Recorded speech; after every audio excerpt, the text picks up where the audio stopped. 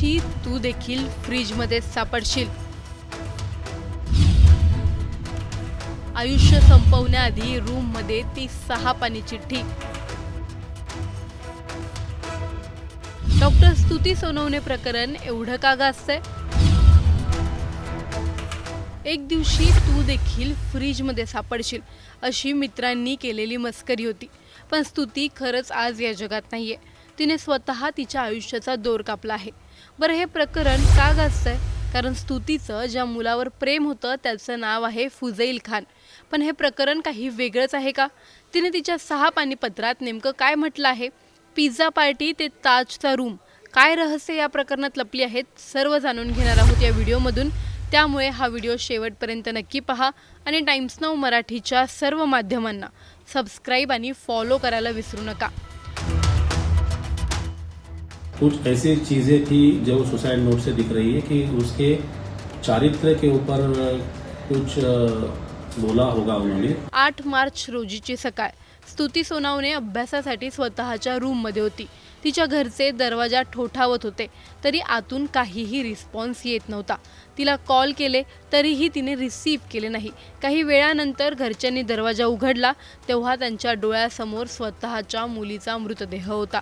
पोलिसांना माहिती मिळताच तिची 6 पानी नोट समोर आली आणि संपूर्ण प्रकरणाचा खुलासा झाला। तिचा प्रियकर आणि प्रियकराकडून तिला होणारा त्रास यात तिने स्पष्टपणे मांडला आहे। ती नेमकं काय म्हणाली होती जाणून घेऊयात। या पत्रामध्ये फुजैल सोबत असलेल्या नात्याबद्दल आणि त्यातून झालेल्या भावनिक त्रासाबद्दल लिहिले आहे। पत्राच्या सुरुवातीला ती त्याच्या पहिल्या भेटीपासूनच्या आठवणी सांगते। दादरमध्ये झालेली पहिली भेट, एकत्र फिरणं, पिझ्झा खाणं, ताज हॉटेलमध्ये साजरा केलेला तिचा वाढदिवस, अलिबागची ट्रिप, बाईक राईड्स, बॅडमिंटन खेळणं आणि एकत्र घालवलेले आनंदाचे क्षण, त्या आठवणींमुळे सुरुवातीला त्यांचं नातं खूप खास आणि आनंदी होतं असं ती सांगते। मात्र पुढे जाऊन या नात्यात अपमान, वाद आणि भावनिक ताण वाढत गेला असं ती लिहिते। तिच्या मते त्या व्यक्तीने तिला कठोर शब्दात बोलून दुखावलं आहे, तिच्या स्वाभिमानाला धक्का दिला आणि तिला खूप कमीपणा वाटेल असं वागलं। नात्यात असतानाही त्याने डेटिंग ॲप वापरल्याचेही तिने पत्रात नमूद केलं आहे। तरीही प्रेमामुळे तिने अनेक वेळा त्याला माफ केलं। या सगळ्या अनुभवांमुळे ती मानसिकदृष्ट्या खूप खचली होती। एकटं पडल्यासारखं तिला वाटू लागलं होतं असंही ती लिहिते।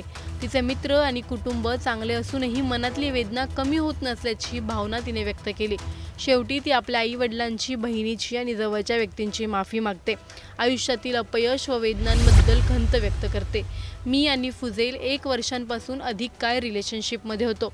त्याच्या अनेक वाईट सवयी होत्या, धूम्रपान, दारू पिणं, तरी मी हे सगळं सहन केलं।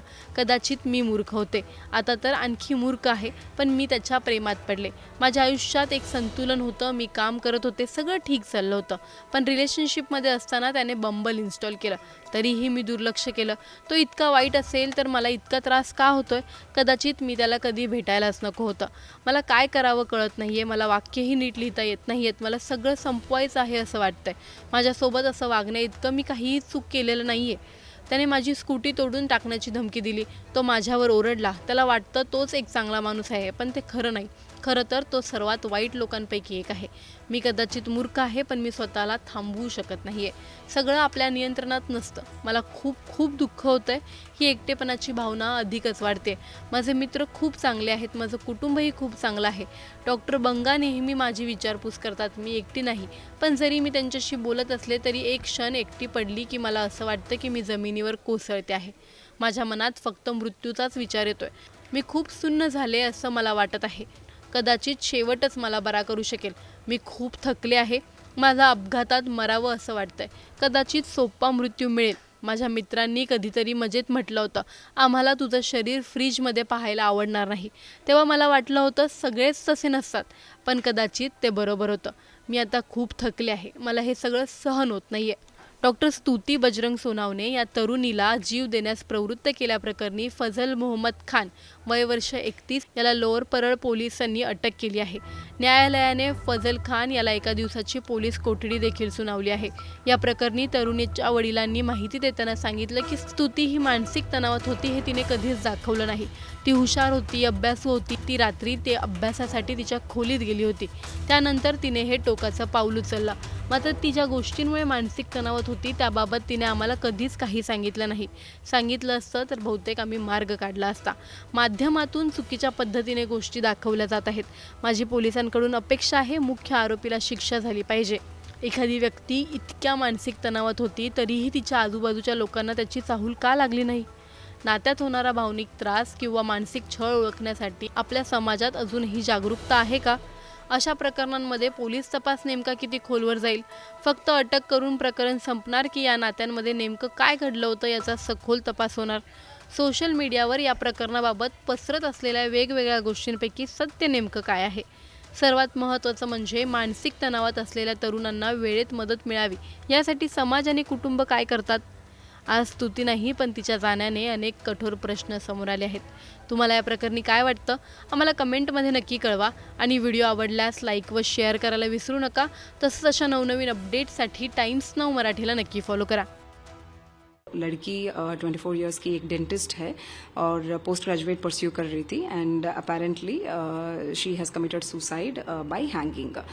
तो इमीडिएटली एडी वाज रजिस्टर्ड, एक्सीडेंटल डेथ केस रजिस्टर किए हैं और इन्वेस्टिगेशन चालू किया. तो इन्वेस्टिगेशन के दरमियान अपने को कुछ सुसाइड नोट्स मिले हैं. उसके आधारे उसी दिन रात में 108 म्हणजे अबेटमेंट टू सुसाइड कलम के अनुसार गुना दाखिल किए हैं उनके एक फ्रेंड के ऊपर और उनको अरेस्ट किया गया है. अक्यूज्ड का नाम है मोहम्मद फुजाइल अहमद खान एंड दोनों फ्रेंड्स थे एंड बाकी सब इन्वेस्टिगेशन अभी चालू है. प्राथमिक चौकसी में जो बाबी निष्पन्न हो गई है उसके तहत हमने एंट्रोफिल में एक एफआईआर रजिस्टर की है. एफआईआर रजिस्टर करके इसमें एक आरोपी को अरेस्ट किया है और इसकी तहकीकात अब जारी है. कुछ ऐसी चीजें थी जो सुसाइड नोट से दिख रही है कि उसके चारित्र के ऊपर कुछ बोला होगा उन्होंने, तो उस वजह से उसको वो बहुत बुरा लगा और उस सिलसिले में उससे ये कदम उठाना पड़ा. ऐसे उसके सुसाइड नोट से प्रीमा फैसी दिख रहा है.